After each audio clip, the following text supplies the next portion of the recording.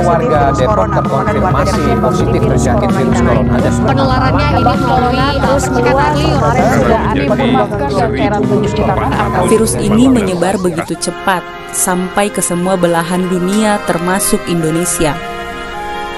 Kasus di Indonesia yang pertama kali muncul di Depok pada akhir bulan Februari 2020. Seluruh kawasan di Indonesia mulai panik dan ketakutan dengan skala yang besar dan meluas secara serius.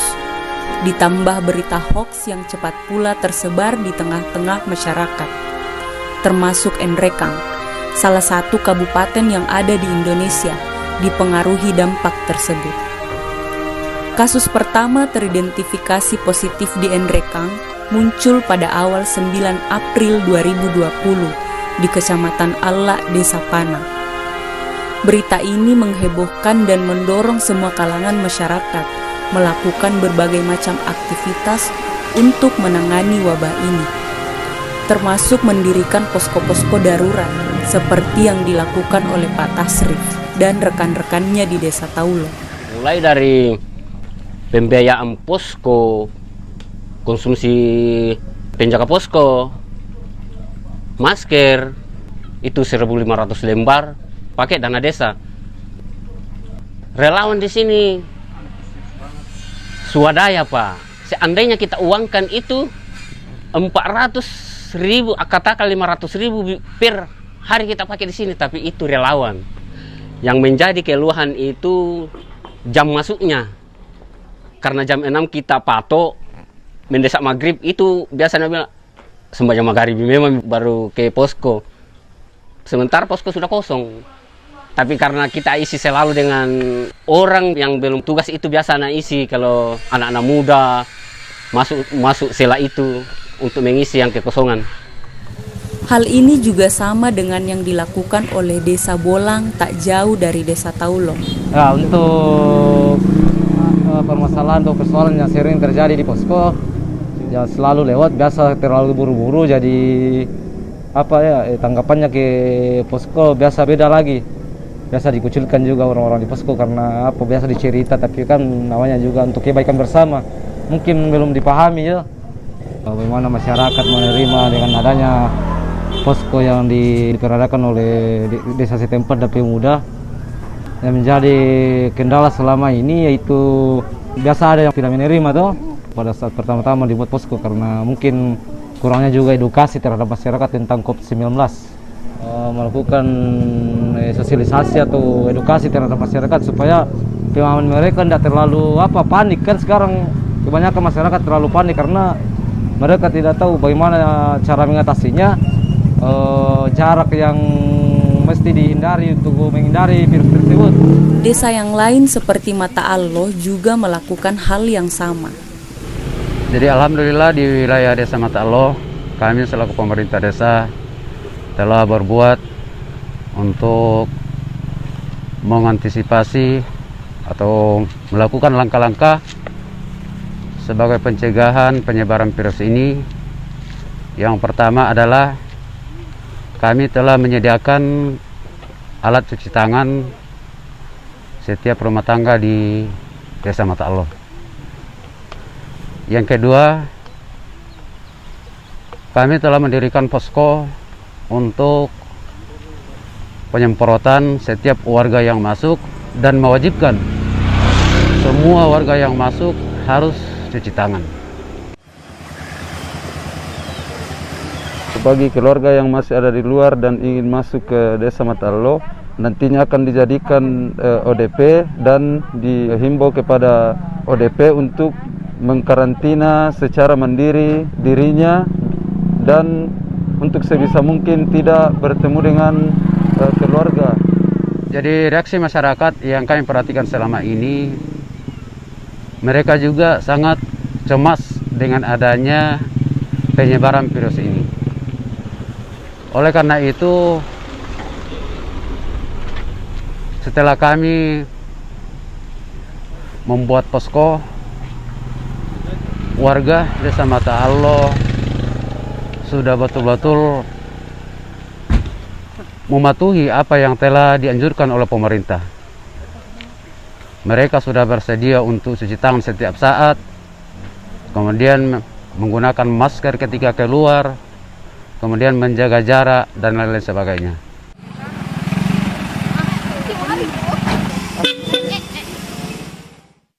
Pasar Sudu yang mengalami pengurangan hari operasional mengganggu kestabilan ekonomi warga. Kurang pendapatan, baru untuk penghasilan untuk konsumsi, untuk dimakan saja susah. Saat selama ada corona kan banyak, biarpun cuci tangan kan pakai biaya, harus dipersiapkan, baru semuanya mahal-mahal, biar antiseptik yang untuk cuci tangan mahal, pendapatan sulit. Sehat-sehat cuma ini pemasukan kurang ya, karena sekarang sudah tidak boleh tinggal makan orang di sini, tinggal mengumpul, jadi banyak sudah kekurangan. Iya, berdampak sama ekonomi karena mungkin seperduanya. Ya, alhamdulillah kita kerjasama dengan pemerintah. Apa yang dilakukan pemerintah itu adalah satu, menghindar daripada satu kejadian yang pernah terjadi di Indonesia. Ya, mungkin saat ini terasa masalah ekonomi, tapi kita menyadari bahwa mari kita sama-sama menghilangkan keresahan-keresahan yang tidak akan terjadi konflik. Lalu, bagaimana dengan pasar agro sebagai pasar sayur dan pangan? Apa yang terjadi di sana? Di sana didirikan juga posko darurat yang harus menangani kedatangan kendaraan dari berbagai zona daerah di Indonesia dengan fasilitas yang seadanya. Ini namanya Ardin, bagian atur kendaraan keluar masuk. Kalau ini bagian sama juga dengan bagiannya dengan Ardin, mengatur masuk keluar kendaraan. Yang ini bagian pendeteksi suhu 01-nya. Ini juga bagian pengamanan di lapangan untuk mengantisipasi anggota. Yang ini Joyo, bagian pengatur kendaraan di dalam pasar. Ini relawan juga yang mengatur juga kendaraan di dalam penyemprotan pasar. Itu masalah safety-nya, itu yang alat-alat untuk penyemprotan seperti semacam jas hujan itu tidak ada sama sekali. Kita pakai baju kos saja. Tidak ada yang tidak mau pakai masker, masuk menerobos saja, ditegur, marah. Kalau dikasih peringatan malah membangkang. Pengamanannya relawan, ada perlindungan hukumnya yang lebih bagus. Seperti dari Polres Koramil, supaya betul-betul perhatikan kemari. Kasihan relawan di sini karena kadang digertak juga balik. Kalau dibilang mau soalnya tugas berbahaya. Mungkin karena panggilan hati nurani. Ya itu saja kita punya saran, kalau ikuti aturan yang diterapkan pemerintah sama kita. Sudirman sekaligus sebagai pembina pasar agro soal penanganan COVID akan bekerja maksimal. Ternyata di sana masih banyak pengunjung yang tidak sadar akan himbauan pemerintah, medis, dan kepolisian. Ini agro, kita pasang di situ posko dalam hal ini penanganan COVID-19. Kita tahu bahwa di agro ini adalah pertemuan masyarakat dari segala macam daerah. Nah, untuk penanganannya kita sudah maksimal dalam hal ini di pintu masuk agro. Nah, tapi kita harus mengharapkan kerjasama dari pengelola pasar agro. Dalam hal ini ada kepala pasarnya, ada petugas-petugas yang terkait di dalamnya. Tapi kita lihat dalam beberapa hari ini istilahnya sudah maksimal, karena kita di pintu kita maksimalkan, mengharuskan atau menghimbau kepada pengguna pasar agro yang beraktivitas di dalamnya untuk selalu mentaati peraturan-peraturan yang sudah himbaukan dari pemerintah pusat sampai ke tingkat kecamatan dan ke desa-desa. Kalau dari segi pengguna kendaraan yang beraktivitas di Pasar Agro, kemarin kita sudah data biasa seharian itu masa pandemi corona ini biasa sampai 200 kendaraan, kurang dari 200 kendaraan atau bahkan lebih. Ya, saya sudah tekankan, entah alasan apa, tapi yang jelas dalam kesadarannya mereka sudah taat dalam istilahnya pemakaian masker. Terima kasih kepada warga yang sudah mentaati peraturan ini dan menjalankan atau mengaplikasikan apa dari himbauan pemerintah kita. Dan ini mengenai Satgas yang bertugas di Pasar Agro, marilah kita bekerja sama dengan pengguna Pasar Agro dan masyarakat di sekelilingnya. Mudah-mudahan kedepannya kita sama-sama melalui COVID-19 ini. Ketakutan saya itu kayak mereka datang sudah terpapar corona, terus makan di warung begitu, ya kita jadi ikut itu terpapar. Iya, Jono kata kami nular tuh, jadi malah aja ki. Kita mau menjual, tidak ada yang membeli, jadi sangat merugikan bagi masyarakat. Cepat sekali tutup pasar. Baru kalau masuk pasar harus pakai masker. Kalau tidak pakai masker didenda. Banyak kejadian memilukan akibat kesalahpahaman persepsi masyarakat terhadap wabah ini, seperti yang dialami Ibu Samina dan Ibu Utli sebagai status ODP dan mantan ODP. Saya itu waktunya di Polman, boleh dikata kita belanja di pasar tuh, tapi kan pasar juga sepi, sama di sini tuh sepi juga pasarnya. Kita ambil barang, langsung pulang ke rumah.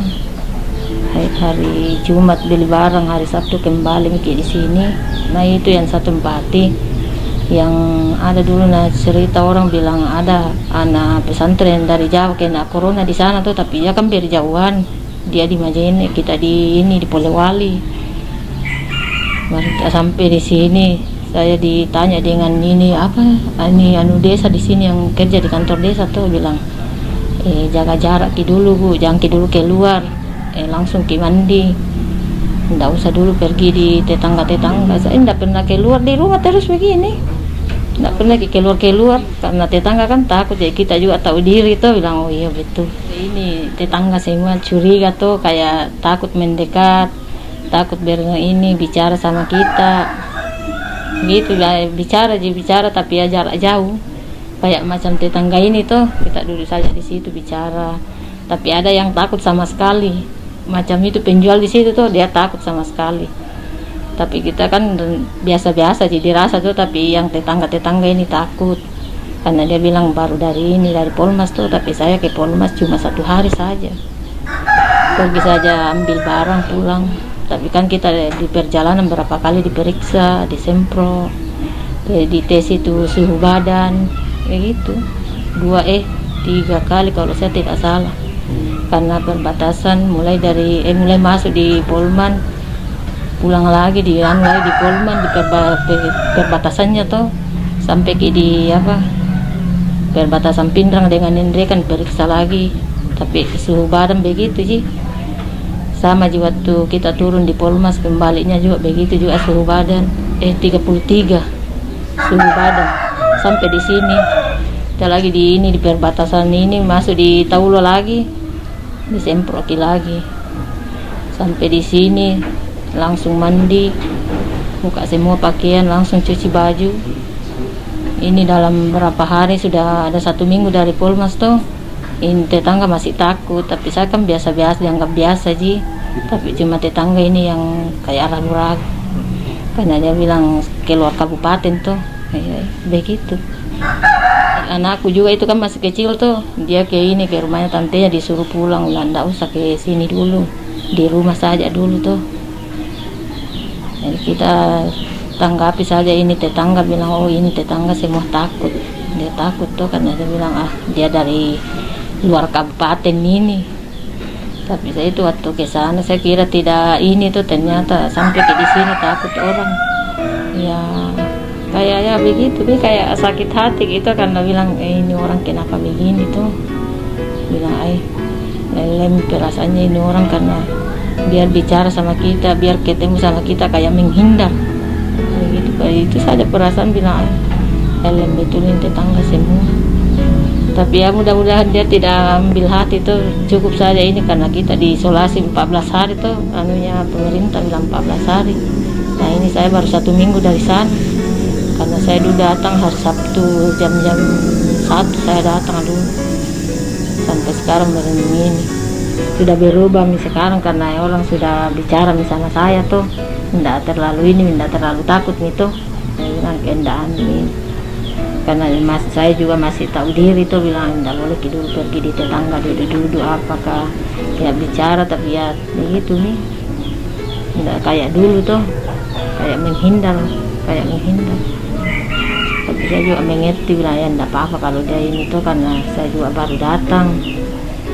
Nah, itu bilang jangan dulu bertetangga, bilang oh iya tidak apa-apa. Perasaan tuh lebih enak, tapi apa boleh buat karena sudah terlanjur dari sana. Perasaan saya pada saat itu bercampur takut, kaget. Soalnya kan waktu di sana itu keadaannya belum terlalu separah sekarang ini, dan saya pun di sana melakukan aktivitas itu hanya cuman untuk belanja apa dan segala macam. Memang kita bertemu dengan beberapa orang yang dari daerah yang lain, dari mana, dan perasaan saya pada saat itu sangat kaget dan shock. Setiba dari sana pun sampai di rumah takut bertemu dengan anak-anak, bertemu keluarga, bahkan ke samping sebelah, di rumah sebelah anak-anak saya titipkan di sana. Saya takut ke sana, tapi bagaimanapun saya harus bertemu dengan mereka karena saya berpisah sama mereka itu sudah lebih 1 minggu. Setiba dari sana saya sampai di sini itu pagi jam 7, terus siangnya sudah ada petugas medis yang menelpon bahwa betulkah Anda dari luar kota. Saya bilang iya.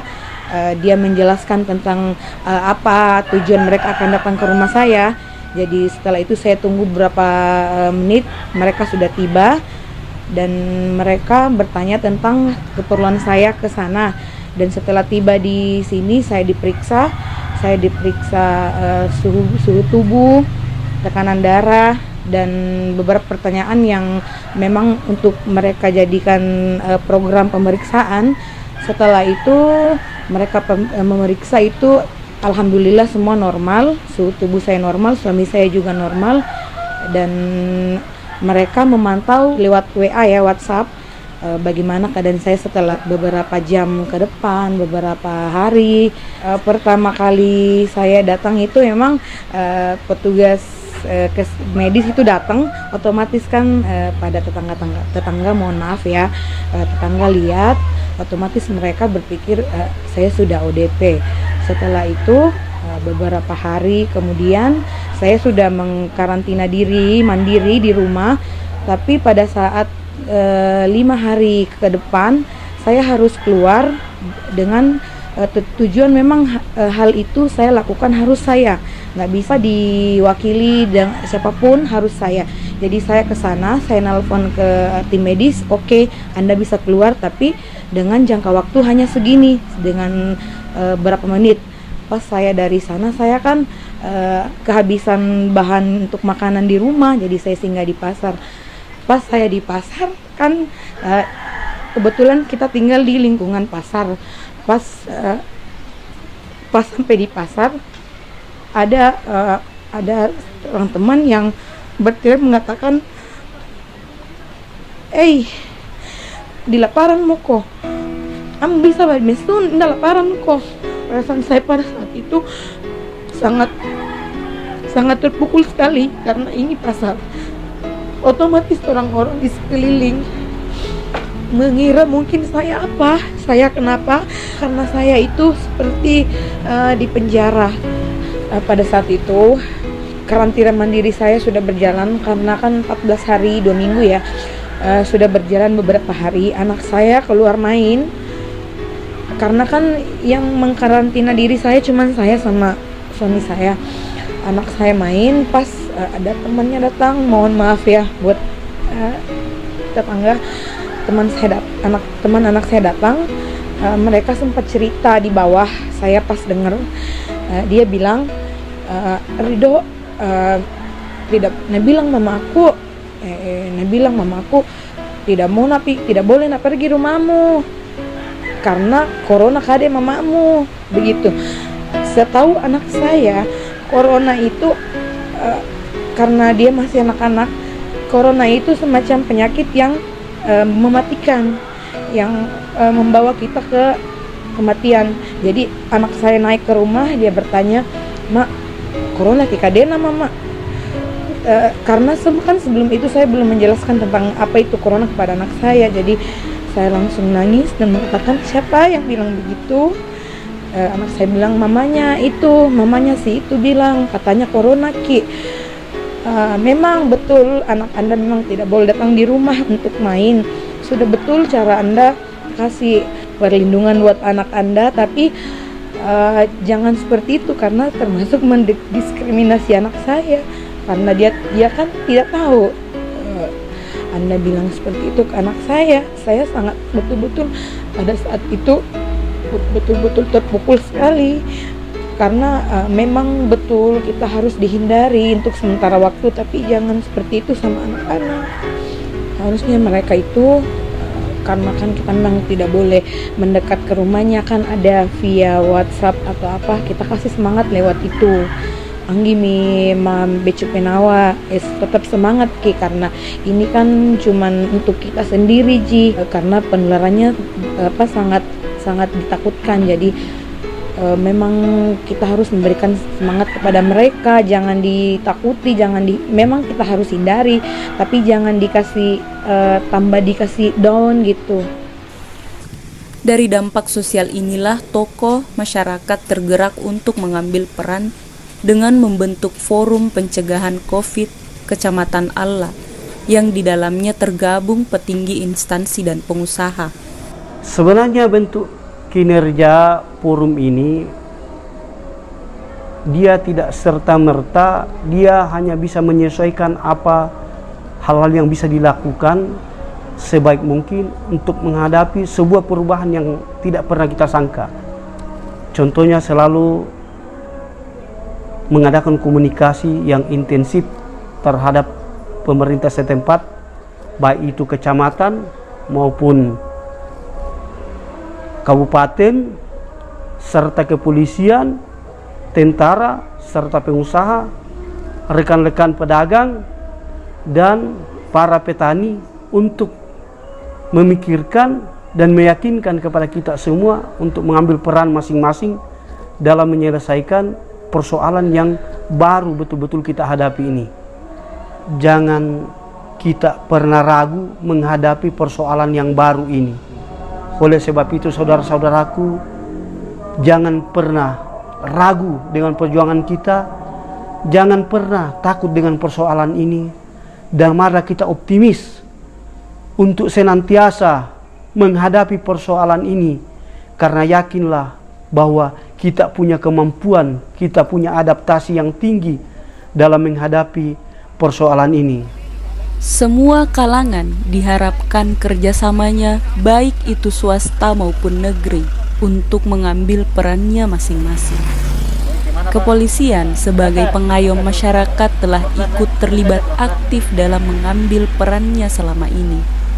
Kami dari Kepolisian Polres Nrekang mengimbau kepada masyarakat Kabupaten Nrekang untuk sama-sama kita bekerja dalam rangka memutus peredaran virus COVID-19 di Kabupaten Nrekang ini.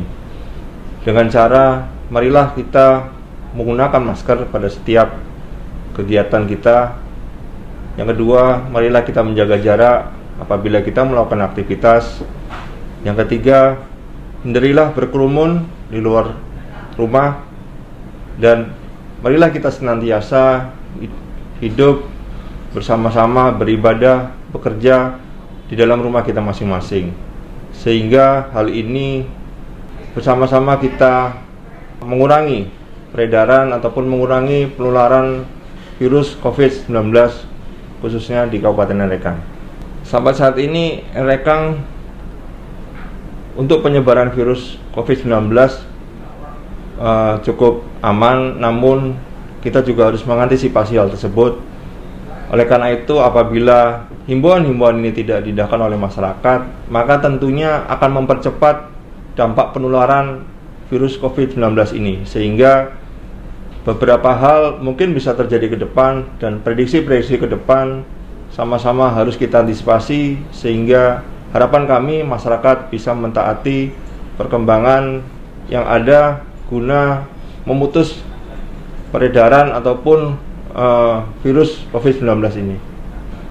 Tentunya harapan kita bersama bahwasanya virus COVID-19 ini akan segera selesai di Kabupaten Nrekang dan khususnya di Indonesia pada umumnya dan dunia, sehingga kita bersama-sama dapat bekerja secara normal kembali, kita dapat berkumpul kembali dalam situasi yang lebih baik, dan kita bisa melaksanakan aktivitas seperti sedia kala. Di wilayah perbatasan Kabupaten Toraja telah didirikan posko induk yang dikelola langsung oleh pemerintah daerah Kecamatan Allah, bekerja sama dengan instansi lainnya sebagai aksi nyata dari bentuk himbauan pemerintah. Terkait dengan kebijakan pemerintah, saya kira ini sangat tepat bahwa pemerintah dengan munculnya bencana COVID di seluruh dunia sudah mengetahui bahwa ini adalah bencana.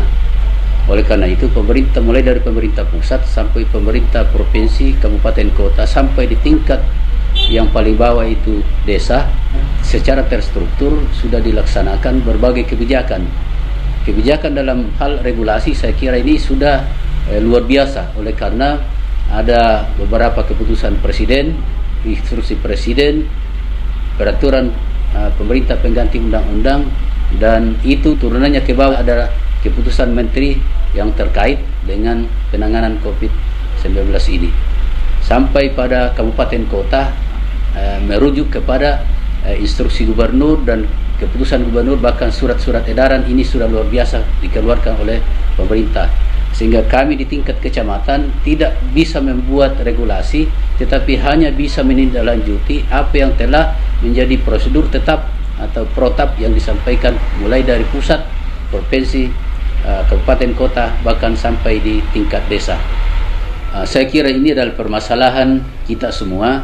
Oleh sebab itu diminta kepada seluruh masyarakat agar senantiasa berkoordinasi terkait dengan masalah-masalah yang muncul sebagai turunan daripada persoalan COVID-19 ini. Kalau berbicara masalah masyarakat Kecamatan Allah, dan saya kira ini sudah mengglobal, bukan hanya Kecamatan Allah, tapi saya ingin menjelaskan bahwa di Kecamatan Allah ini ada 2 pasar yang ini menyebabkan banyak persepsi yang berbeda-beda. Ketika pasar itu ditutup hanya untuk penjual sembako, maka yang lain itu merasa ya dirugikan. Tapi itu adalah keputusan yang saya kira itu sangat tepat.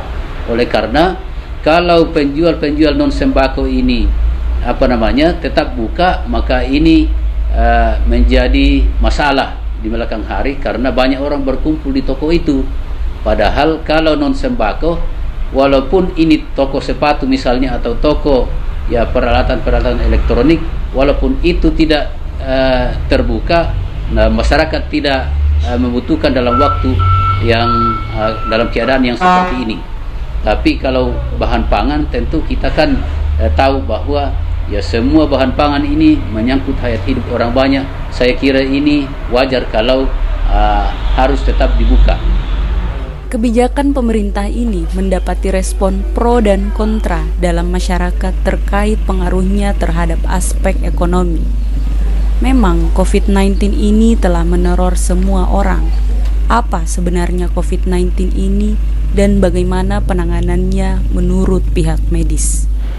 COVID atau biasa orang istilahkan COVID-19 itu sejenis virus SARS-CoV-2 Itu virus yang menyerang saluran napas secara akut sesuai yang direkomendasikan WHO yang sudah ditindaklanjuti juga Kementerian Kesehatan termasuk ke seluruh dinas kesehatan bahwa pencegahan COVID itu sesuai dengan protokoler kesehatan. Yang pertama, bagaimana kita melakukan physical distancing dengan mengatur jarak. Yang direkomendasikan ada beberapa versi, ada yang mengatakan 1 meter, 1,5, 2 meter, yang jelasnya titik aman. Yang kedua, sedapat mungkin pada saat akan menyentuh hidung, mata atau mulut, kita cuci tangan. Jika tidak memungkinkan cuci tangan, saya kira kita bisa pakai hand sanitizer yang berbahan dasar alkohol yang minimal 60 sampai 70% kandungan alkoholnya. Selanjutnya hindari keluar rumah sepanjang itu tidak terlalu penting-penting amat. Ya, dan kalau toh harus keluar rumah, sedapat mungkin menggunakan masker.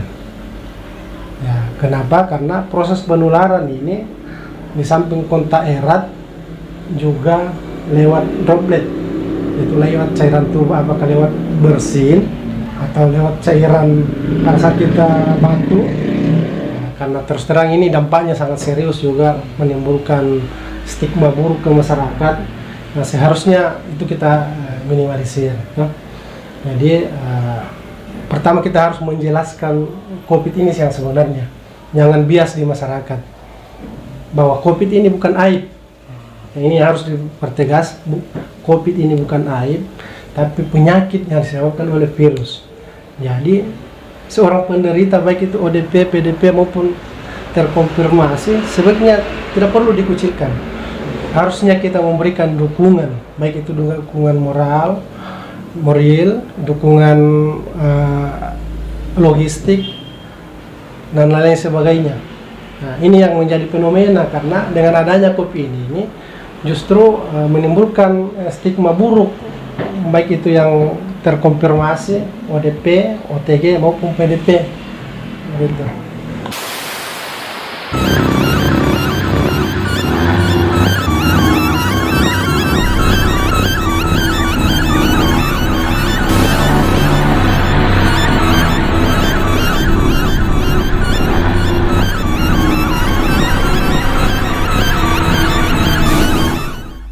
Dampak dari virus ini telah mempengaruhi semua aspek kehidupan.